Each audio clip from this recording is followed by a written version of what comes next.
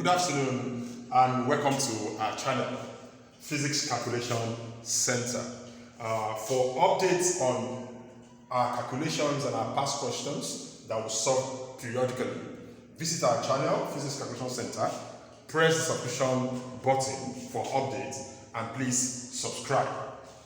Thank you. Now,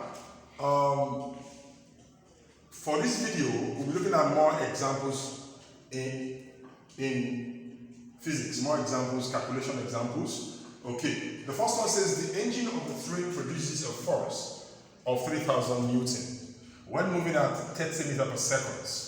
Calculate the power of the engine. Calculate. Solution. Let's shoot. Solution. So I call it solution 1. Solution 1. Okay, we have the force. The force is 3,000 Newton. When moving, so there's a velocity. When moving at 30 meters per second, calculate the power. Beautiful. Calculate the power. Now we know power. Power is work done. Work done. Power is work done over time. And work is force times distance over time. Work times distance over time. Now, if you look at that, you will see that we have speed here. Okay, so we have force here. So we can obviously do that to give us what we want. So we can do force, which is 3,000 Newton, times the speed, which is also the velocity, over, do we have time?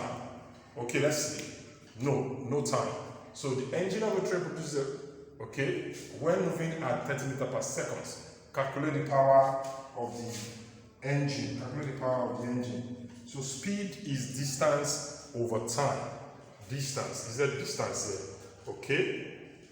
Speed is distance over time. So we only have distance here. Okay.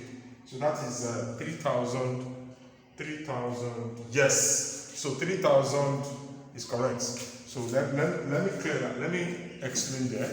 Let me just explain. We know force, so distance over speed, distance over time is same thing as velocity, which is this. So this becomes 3,000 times the velocity, which is 30. So that gives 9.0 times 10 to the power 4 watts. So that's the power.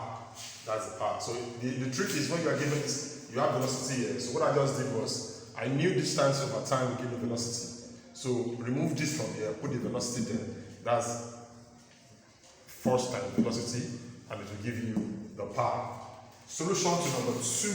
Solution to number 2. It says a body of mass 5 kilograms falls from a height of 10 meters above the ground. Okay? It has a mass. The mass is 5 kilograms.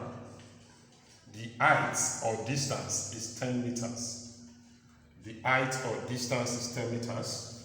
What is the kinetic energy? Okay? What is the kinetic energy? Let me rule this so that we don't confuse it. What is the kinetic energy of the body just before it strikes the ground?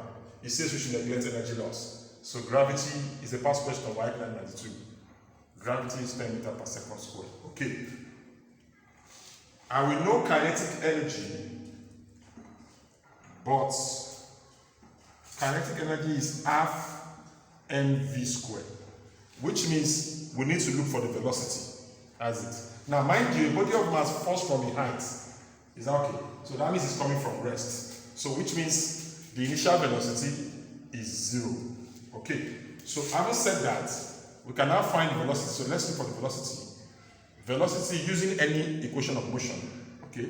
Using equation of motion. Okay. Using equation of motion, we can use v squared plus u squared plus 2gh. Now, initial velocity is 0, so which means this is 0. plus 2 times gravity, and the height is 10. So V squared equals 200. V squared equals 200. And V equals square root of 200, which is 14.14 meter per second. So velocity is 14.14 meter per second. So I haven't gotten that. I haven't gotten this. Then we can now come and find kinetic energy.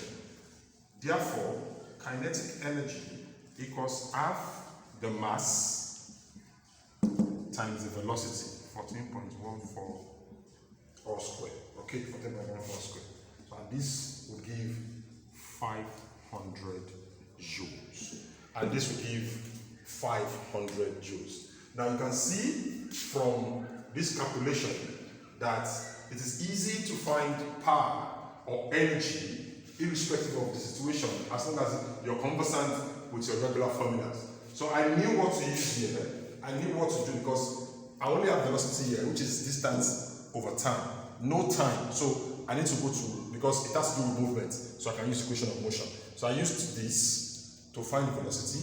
Then when I found the velocity, I was able to find the kinetic energy. In our next video, we continue with more examples. We need to do enough examples so that you can grapple with the reality of the task at hand. In our next video, I'll see you there. Thank you.